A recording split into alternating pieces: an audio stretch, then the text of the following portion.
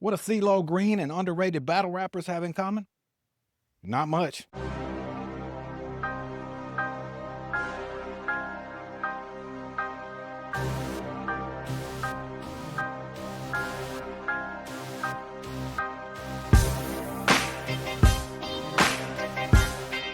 Welcome back to Uncle Willie's Barbershop for another episode of Grown Man Bars, the best Gen X hip-hop show since MySpace was a thing. So if you ever had to flip a cassette tape over just to rewind it, you are in the right place. I'm your man Chad, resident rap nerd. That man next to me is the only man who can sneeze with his eyes open. B.A., what is good, my brother? No, I don't think you can do that. Your eyes would pop out. Like that's the theory. I think well, so. outside of that, I'm doing. Thank you for asking. He has sinus issues. Tonight, we are going to talk about the Soul Machine and talk about some underrated battle rappers, because what's more fun than talking shit to other people? But unfortunately, I have to start off the show on a bit of a sad note. I do have to give a huge shout out to the Hart family. A friend of mine passed away this past weekend, Travis Hart. Just a really good kid, man. He was only about 44 years old, I think, passed away from liver and kidney failure, man. And B.A., me and his big brother graduated together, and he was like 3 or 4 years younger than us, so he was the little knucklehead that was always running around with us, but just a good kid, man. I had just seen him, and he was doing good, man, and said that he had just moved back to the area to spend more time with his daughter, and it's just really sad to see him go, man. So my love and all my prayers and everything out to the Hart family, because they loved me like I was one of theirs when I was growing up. So I really feel for them. And Travis Hart, rest in power, my brother. 1, 2. Now that we got that out of the way, I can pick up the attitude a little bit better, because the soul machine that hip-hop slept on. Let me do this real quick because I enjoy saying this. Thomas DeCarlo Calloway Burton came up out of Atlanta as a founding force in the Dungeon family, the same legendary collective that gave us Outkast and Goodie Mob. Born in 1975, he dealt with heavy loss early, losing both his parents before he turned 18. Yet he poured that pain into a voice and a style that nobody can match. From gritty southern hip-hop roots with Goodie Mob to soulful solo artistry, and then worldwide stardom with Gnarls Barkley and the global smash Crazy, CeeLo became a genre-shifting innovator, rapper, singer, songwriter, performer. CeeLo was one of the rare ones who could make gospel, funk, soul, and hip-hop all feel like home. B.A., what's the first thing you think of when you think of CeeLo, man? Very distinctive voice. I mean, we've talked about Nate Dogg before and how what that voice could do to a song. Mm-hmm. CeeLo's no different. CeeLo's definitely no different. I'd say Nate Dogg, Johnny P, right? CeeLo, Yes. Big Mo. There's a couple guys that when you LV, Gangsta's Paradise, shout out LV. When you get a couple guys on a track, you instantly know what's going to happen. The problem is CeeLo was different from all the rest of them, because when you heard CeeLo's voice, you wasn't sure which direction it was going to go, but you knew it was going to go. Man, CeeLo I'm glad you started with his voice, because that was the thing that, like, if you've ever been in hip hop as an entertainer, as an artist, you will envy certain people's voices. Certain people just have voices like Exhibit, like Nate Dogg, like Redman. Certain people just like Scarface. They just have voices that you're like, man, I wish I had that voice. But CeeLo was one, and y'all, if y'all want to play a drinking game, by the way, smash that like and subscribe while I'm talking, because I forgot to tell y'all that. We really need that. Let's get that out of the way. Go ahead and do that right now. I'll wait. All right, you got it. We're going to use the word versatility probably a lot tonight. So whenever you hear some derivative of versatility, take a drink. Don't take a puff, because I don't want y'all to get that. I don't want y'all to get that, right, that elevated. But take a shot every time we use that word. He reminded me, B.A., of we used to work with a rapper from South Carolina named Bub Moran. And you could write hooks for him. And another artist did this one time for him in the studio. He was like, hey man, I wrote this hook. It's for you to do. I don't want to do it. It's for you. And he was like, you can either use your high voice or your Oh, low wow. voice. And he had both of them. And they both worked in different ways. And CeeLo has that exact same thing. So let me start with the first question I want to ask you about CeeLo, man. You start with the Dungeon family where he Yeah. started, right? In those pre-2000 years. What did CeeLo bring to Goodie Mob that nobody else had? And I want a receipt with this because I got one in mind. So give me a theme, a record, a song, a verse, something to illustrate what he brought that the rest of the Dungeon family didn't have. CeeLo brought a, how do I put it? Reverend-like delivery that was unlike any other. Anything CeeLo said on a song was believable. It was never fluff. And I'm not going to use a Goodie Mob song. I'm actually going to use an Outkast song because I got a little note to go with it. Get Up, Get Out, and Get Something. One of Outkast's dopest tracks from their original debut project. The first lines he ever spit as a rapper was that verse. Let me say that again. The first ever recorded lines he ever spit as a rapper was that verse. But you take that and you take In Due Time, which is my favorite Goodie Mob Outkast collab, I believe. Trouble is just a part of my day. Many obstacles have been faced in my way. I know the only reason that I make it through is because I never stop believing in you. When he gets to the actual breakdown of that part, it not only ties the song together, it gives it two different arcs. It gives it a choir, it gives it a spiritual arc, and then it gives them a deep-rooted blues-like arc. It allows it to flow in two different directions. So usually that's the first two things I go with because I hear that verse in my head on repeat like 1 million times a day. What about you? For me, I'm actually going to go to a project he wasn't on to illustrate my point. I'm going to go to One Monkey Don't Stop No Show. Yes. I'm not going to say that album was a bad album because I liked it. I liked it. But I have to say that album felt like it was missing something. After listening to Goodie Mob for as long as I did and then listening to that album without him, it felt one note. It felt like the rest of Dungeon family, as talented as they are, rap-wise all kind of did the same thing. And CeeLo was able to do anything he wanted to do. And that added so much to the group because they could take songs in so many different directions. But while we're on that, I mean, the guy using his voice in the ways that other people use their lyrical skill. Like it was just another tool in his bag because he could shift it however he wanted to. He could go from Sugar Baby Shiloh. He could go from that to when he got conscious. He could lower his voice and get serious because he spit a lot of conscious raps. Those were some of my favorite ones from him. But what was the first moment when you realized that this dude's voice was something that was a weapon? Again, I go back to Get Up, Get Out, and Get Something. Now, of course, right, you brought in Cool Breeze's Watch for the Hook, and his verse on that was ridiculous. But just the chant, and it wasn't like I'm not talking chant like Snap Rap or Lil Jon, but the cadence. You need to get up, get out, and get something. Don't let the days of your life pass by. You need to get up, get out, and get something. You know what I'm saying? Don't spend all your time trying to get high. But by the time he got to the end of that, I never graduated at all.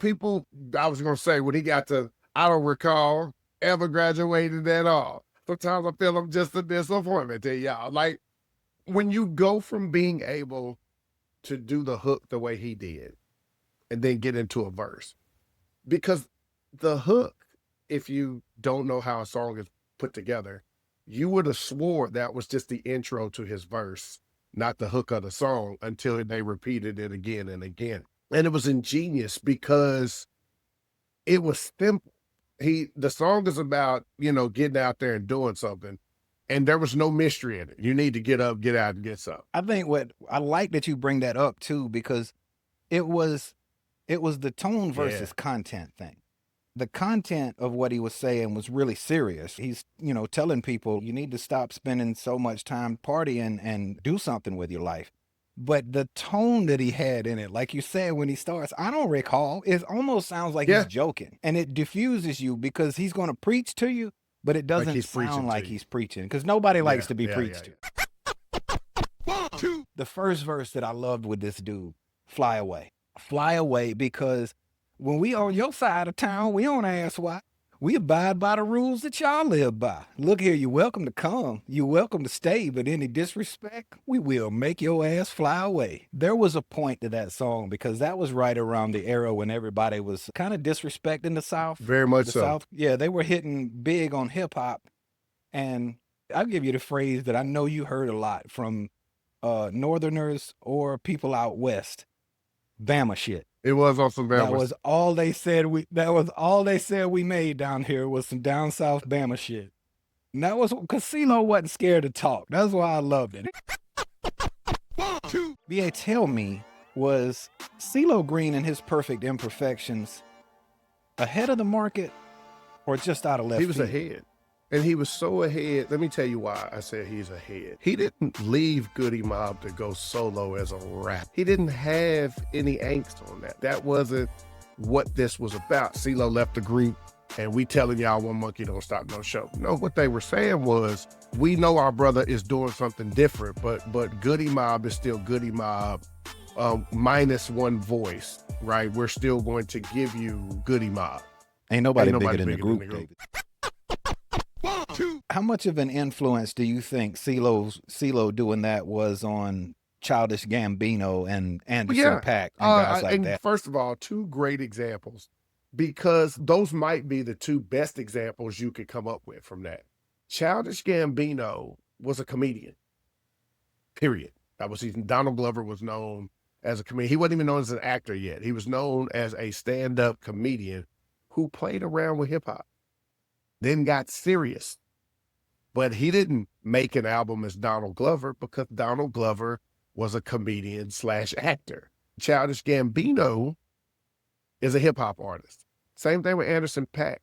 This dude is the hip hop version of Alicia Keys. This dude can do all kind of stuff, from the production side, from the instrument side, and he got bars. Yeah, so CeeLo Green, the Soul Machine, one of rap's most versatile MCs / singers. Now, I put these two together at the beginning of the show, and they don't go together. But I'm going to switch it up anyway, because we're going to talk about some underrated battle rappers. I said, hey, some dudes had bars so cold, they never needed to hit record. Another 6 foot with a death wish. Let's go. Shout out K-Shot. Let's get it. What we want to talk about, just some underrated rappers. We can go through the different eras. I started with the pre-URL era, but I don't know that any of those guys are underrated. Yeah, Fight Club for sure. When we start arguing God tier, at least half of those guys are what the argument's about. I mean, Freestyle Fridays, of course, if anybody remembers 106 Apart Freestyle Fridays, a lot of those guys came up and did their thing. Shout out Blind Fury, by the way. Who I remember when Hollow the Don. I remember when Lux was on Freestyle Friday. You're old. I remember the first Smack DVD. Yeah, I used to get those first DVDs. Smack DVD. And I remember when Smack started bringing a lot of the Fight Club guys over, and I think that, well, clearly that was the setup for what became the URL, but I feel like that was needed. At some point, almost every real one had graced the Smack stage at some point. Whether it was before they blew into who they are or just to remind people of who they are one way or the other. Hell, I remember when Big K was first on Smack. I remember, when your man Rosenberg Raw was on Smack. Like, first of all, people be giving Rosenberg a bad name. Shout out Berg. You know what I'm saying? I told you, man, I know you laughed at me the first time I saw Rosenberg. Oh, and he hit you at the end? He hit you. He was using the racial slur. I didn't know that he was black. So I'm watching it like you can't say that. Biracial, and he is two of the best biracials. He is Jewish and African American. Shout out. Double Bible, Old Testament. That's what he's Old Testament. You know what I'm saying? He's old book. We moved from Grind Time and Fight Club and Freestyle Fridays to the URL era, which is kind of the modern era, but I think we're probably in the midst of moving away from URL right now to a more expanded area. But the URL KOTD era is a fun era to talk about. And there are some underrated people. I'm going to pick one, and you know I love this dude. You know what I'm going to say. You might be able to say it for me. My favorite look, for y'all watching this, I am a fan of punchers. And that goes across everything. I like punchers in boxing. I like punchers in basketball. You know, Dennis Rodman. I like punchers in rap. Now, that's on the stage, on the mic, in the booth. I don't care. You can punch me to death and I'll be happy. And somebody who will punch you to death is my man, straight out of Shark City, VA. My man, Av. It's about time somebody put me face to face with this bitch. Because Av looks like your uncle, man. That is why Av is, because he looks like your coolest uncle, but he's got that cool side to him, but it's a don't fuck with me kind of uncle, too. It's that uncle that, you know, you don't get all wild around him. You got respect when you go to Av's house. For real. Because Av don't care about whooping kids. Yeah, he will whoop a kid. And tell you about it. His bars, man, he's a puncher. So, I mean, guys who are strictly punchers, they're limited. We talked about this before, because if you punch and that's all you do, when you miss a punch, it hurts. When a punch doesn't land, it hurts. But his battle against Arsenal, that first round against Arsenal just had haymaker after haymaker after haymaker. And I don't care. I don't give a damn. You do what you do, because he got bars. Can you tell me one of your favorites from that underrated from that URL Of course. Era? And here's where I'm going to go underrated. I feel like still to this day, this man's pen does not get the respect it deserves. None other than Mr. Chilla Jones. Chilla's only issue in hip hop was in the PGs, he had to see JC. JC got the best of him. Chilla was fresh. He was fresh off the boat, so to speak, when he battled JC. And JC had a bar that really hurt his soul. And then, of course, his battle with Daylight, and Daylight hit him with you get the open hand fist of the deuce, rock, paper, scissors. Oof. Like that was a thing. And then his rookie versus Vet. But after that, Chilla's pen game has never been in question.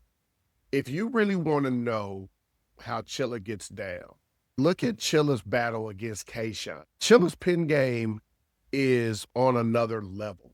There are not very many guys who pen like him. It's very intricate. It doesn't necessarily go overhead, but it paints a lot of pictures. It stretches out. So I've always felt like Chilla was underrated. And then, of course, when he went to KOTD and then really got his shine up, I felt because he left URL, people looked at that as a soft move. Everybody got growth. He wasn't getting the momentum that he wanted on that side, and he thought he could make a run somewhere else, and he did. All right, I got one more for you. I'm gonna say this guy has like the Hank Aaron effect in battle rap, because this dude has been around for a long time, and he never gets a ton of shine, but he's probably as consistent as anybody there is in the game, and that's DNA. Yeah. I absolutely love the get the fuck out of here, because that shit is hilarious, man. That's his go-to move, and that shit is hilarious. Get him the fuck out of here. But he goes in cycles, man, to where he starts trying different things, and he kind of leans into it real heavy. Like for a long time, he went into just the machine gun punches, to where he was very rapid, punching. Yeah. But you kind of grow with him. He experiments a lot, and you get to go with him in the experiments, because he really leans into those experiments when he changes up what he does. But he's been around forever, man, and he just doesn't get, like, people know who he is. That's not a problem. They don't put him where I think he should be, because like these younger generations, nobody appreciates longevity. And I mean, I guess the older you get, the more you do appreciate that. But these guys, I mean, DNA has been in this for a long time. And DNA's hit list is very short. Literally the only two people DNA has left to battle I think is Luxembourg. That's literally it. He's cleared the board. Well, since you said longevity, I'm gonna bring up another one that I think Who is you got? is very underrated. He's been around a long time, and I think that he's been on the pinnacle of getting his due a few times, but he's what I would refer to is he's the blue collar, hard hat construction worker of battle rap, and that's none other than the bar god himself, Danny Myers. Okay. Myers is everything a rapper should be. A battle rapper should be, in my opinion. He's a puncher when he needs to punch. He's a schemer when he needs to scheme. He's a name flipper when he's a chameleon. And he, to me, is a very difficult battle because Danny Myers can do what you do. And then he writes better than most people. So there's always that. Like, if you try to punch Myers to death and the bar god comes out, the bar god punches back. Like, period. Bar god. Yeah, that's my guy. Danny Myers for sure. 1, 2. Yeah. So, I mean, battle rappers, they stay underrated because they don't do albums. I mean, a lot of they don't do albums unless you're God Some tier. of them shouldn't. But they. Yeah. I mean, it's two different skills. We talked about that a lot. Two completely different skills. Like, most battle rappers can't make an album, but most guys who can make great albums can't battle rap. Because it's two different skills, you know. Jordan wasn't that good at baseball. Or golf. Or golf. Let's keep it above. I bring that up because there's another gambling problem going on in the NBA right now. They Good finished Lord. the NBA. Damn. Ooh, they messing with the mafia? I didn't even know we still had mafia in 2025. What is it, like 3 of them left? First of all, shout out my San Antonio Spurs because we might be the only people surviving this situation. Shot at the title just got a lot Let's better. go, Wibbly. He said, I ain't betting on nothing. For real. All right, I'm going to switch it up real quick. I'm excited. Break down. The flow will break you down. Oh, let's break it down. I completely nerded out. Tonight's Lyrical Lockdown is on Tech N9ne's verse from the first Worldwide Choppers. Yes, chopper style. For those of you who don't know, chopper style is exactly what it sounds like. It's just a rapid fire style where you're just cramming as many syllables in there as you can get. A lot of people do it. Twisted does it. Eminem can do it. There's a lot of rappers that do this. Well, not a lot, but there are some rappers who do this that are really good at it. Now, in this case, it's just controlled chaos is basically what Tech N9ne is doing. But I wanted to talk to y'all about this verse because there's two things that he does in here that are just insane to me. First, most rap goes on a 4/4 cadence, which is 1 bar per measure. So it's just 4 bars, 4 measures. That's it. Chopper style speeds that up. And what Tech N9ne does here is on a 6 or 8-ish. He's cramming 6 to 8 bars in a measure. Now, if you want what a 4/4 sounds like, Nas's NY State of Mind is almost perfectly 4/4. So you can listen to that and that's pretty much what a lot of rappers do is a 4/4 style. Before you jump into that, let me just, in the 4/4 style, for those of you who are not like MCs, the 4/4 style is made because it's perfect for breath control. For people who don't know how to breathe and rap at the same time, the 4/4 is built for you. It's easier for you to take half breaths and not have to take deep full breaths and be able to keep rapping. So just again, I wanted to get in on a little nerd situation because the 4/4 is what most of us start off with. And what BA said, you think about, you go to the 4/4 because of breath control. Well, you double that when you move to Tech N9ne's chopper style. Okay, so he starts off a little bit slower, just a little bit, because he starts off with follow me all around the planet. I run the gamut on syllables. But that's how he starts. Something else he does in here is a triple cadence shift. He shifts his cadence 3 times in the same verse while going chopper style. And I cannot tell you how insanely difficult that is. And he does not stumble through it. Midway through, he tightens his phrasing and shortens the rest between syllables. He starts to stack the internal rhymes closer together. He's hitting 8+ syllables per beat on this. 8+ syllables per beat. The second shift is a glide switch when he changes into more of a rhythmic pattern. And this is moving to a double time. This is where rappers start to slip because you're moving from 4 to 8. And this is where it's really hard to do. And rappers start to slip on it. But he doesn't. I'm a lyrical miracle killer flipping the syllable pattern. Then finally, he's in the triplet zone and he syncopates like a drummer does, moving from straight 16ths to triple 16ths, and finally finishes it up by stacking those hard consonants T, K, P, and the internal rhymes from fire, flyer, higher, all to naturally guide his breath pattern so he can squeeze his breaths in where he needs to and keep his breath control. So every shift happens in a micro pause, less than half a beat, to give him a chance to breathe, but you don't hear the break. It's just because he understands his technique so well. And the final thing is, Tech N9ne actually says shit in his syllables. These are not just I'm stacking words just because they rhyme. It actually has a logical thought pattern as you go through it. That's your lyrical lockdown, and that's why Tech N9ne is a lyrical genius. Now that we switched up from a quick lyrical lockdown, BA, I need the absolute truth. Tell me what is going on in this world. Argue with you, mama. My man, we're gonna have a little fun with it today. Today's absolute truth, we're gonna talk about a legend in hip hop. Well, should I say royalty? None other than Diana Owens out of New Jersey, otherwise known as Queen Latifah. She came into the game already wearing a crown, rocking African headpieces, gold hoops, that unshakable black pride.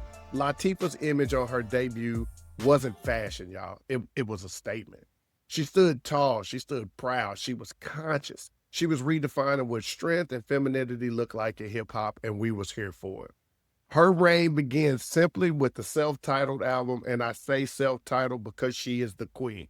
All Hail the Queen, 1998, fused jazz, reggae, righteous lyrics on the album, and she teamed up with our girl Moni Love for the first single on that joint, Ladies First.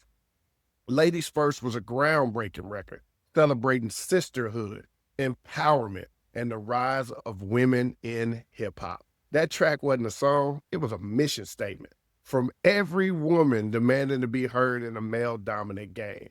And then she hit us with the question heard around the hip-hop world.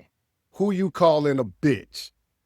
The anthem known as UNITY made respect a requirement, not a request, and turned Queen Latifah into the voice of female strength across the globe. She followed that up with Nature of a Sister, Black Rain, which was a Grammy Award-winning piece, Order in the Court, and then she flipped it on us, the Diana Owens album and Traveling Light, where she proved that she couldn't just spit bars, she was a vocalist as well. She hit us with jazz vocals with pure class. As the heartbeat of the flavor unit, Latifah took control and turned it into from just an artist to a label. She was managing many acts, Naughty by Nature, Nikki D, Apache, The Outsiders, and even some R&B acts like Faith Evans at one time and Monica. But this one hits a little close to home. She slid into Oklahoma and signed a young artist by the name of Derek Booker, a.k.a. Daddy D, or better known as Nitro. Nitro is from my hometown, Spencer, Oklahoma. Shout out Paradise. When Daddy D got his deal and Love on the Dub hit the charts, it felt like we all got on. For the first time, a coast seen little old Oklahoma where it was some talent and we was all here for it. If you get a cosign from the Queen, then you had to be doing something right. Beyond the music, Latifah became a full-blown icon, starring in Living Single, Set It Off, Chicago, Beauty Shop, Bessie, and even the TV show The Equalizer right now. This lady has earned Grammys, Emmys, Golden Globes, multiple NAACP awards, and BET Icon Award. At the Academy Award nomination, one of the rare few that could conquer every corner of entertainment. I believe we call that a mogul for sure. The Queen didn't just blaze up or kick open a door. She built a palace in which she reigns on her throne. All hail the Queen. It's your boy BA. That's the absolute truth. All right, family. Y'all know we couldn't finish off a show without me getting to do my favorite thing in the world. Oh, God. Yeah, BA, it's time for Book it or cook it. Book It or Cook It. The Neptunes defined the 2000s more than Timbaland did. If we're strictly talking hip hop, book it. If we're strictly talking hip hop, book it. But outside of hip hop, Timbaland's reach is ridiculous. And there's this white guy that keeps you from being able to ever say that. This white guy that Timbaland tends to work out with, this guy who used to be in an NSYNC group or something. Yeah, but him alone keeps Timbaland's argument alive all the time. In strictly hip hop, the Neptunes, at least 2000, 2010, the Neptunes was hard to deal with. They was out there. Shout out Chad, because nobody ever shouts out Chad. Book It or Cook It. Reasonable Doubt aged better than Ready to Die. Book it.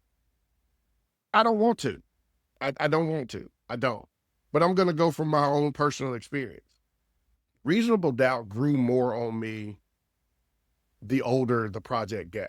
Going back and listening to it, I understand Jay a lot more as an artist. I understand how he delivers. So Reasonable Doubt plays better to me now than Ready to Die plays to me. I'm not saying I don't still listen to Ready to Die. I'm not an idiot. Of course, I still listen to Ready to Die. But Ready to Die now sounds almost the same as Ready to Die did when it came out, to me. Reasonable Doubt did. Book It or Cook It. Producer first albums, like those from Dre, RZA, Kanye, shaped eras more than MC first albums. I'll say book it because I feel like they have an unfair advantage. They can literally use whoever they want to and the album's still theirs. So because of that, and I'll only use the Chronic, the first Chronic as the example. The Chronic, for all intent and purposes, was basically a Snoop Dogg, Dog Pound, DLC kind of album on Dre's production. But any one of that could have been any one of their actual albums, and it still would have been what it was. Rap post 2005 is different, but not better than previous eras. Book it. Hey. First of all, calm yourself. Again, I'll feed you, baby birds. Look here. From 05 to 2015, you have a fighting chance. You literally do. You have a puncher's chance. So if we go from 85 to 04, you have a puncher's chance just with a sample amount of music from 05 to 2015. You have a puncher's chance. What eras like 88, 92, 94, and 96 do to the rest of y'all is you hang around till about the 9th or 10th round and you're punching your little heart out, and they just keep watching your hand drop and watching your hand drop, and all of a sudden, it's the overhand. You had a puncher's chance for about 10 years. I give you it. There's still good music out there. The females are really holding down, especially the last 5 years. Book It or Cook It. Legacy is dictated more by skill and not by streaming numbers. Cook it. I would love for that to be in reverse, because it should be. But skill is objective based to the audience that's listening to it. And somebody once told me that this rapper by the name of NBA Youngboy was on the same caliber as guys like Jay and Nas. And he's NBA Youngboy's going to be a GOAT. He's going to be a GOAT. I used to joke and be like, if you change the lyrics and leave the beat the same, it's the same song. To me, it doesn't even matter what you say at this point. And for me, I need more songs I can grab a hold to and be like, ooh, like you said that, you did that, and I'm not saying it has to be pro-black. I'm not saying it has to be conscious. It doesn't have to be political, nothing.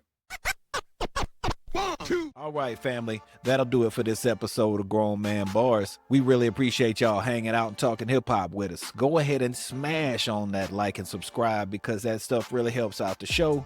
And if there's anything y'all want to see us take on or talk about, hit us up. We are here for you. So for my man Big Absolute, I'm Chad from Grown Man Bars. Take care, y'all.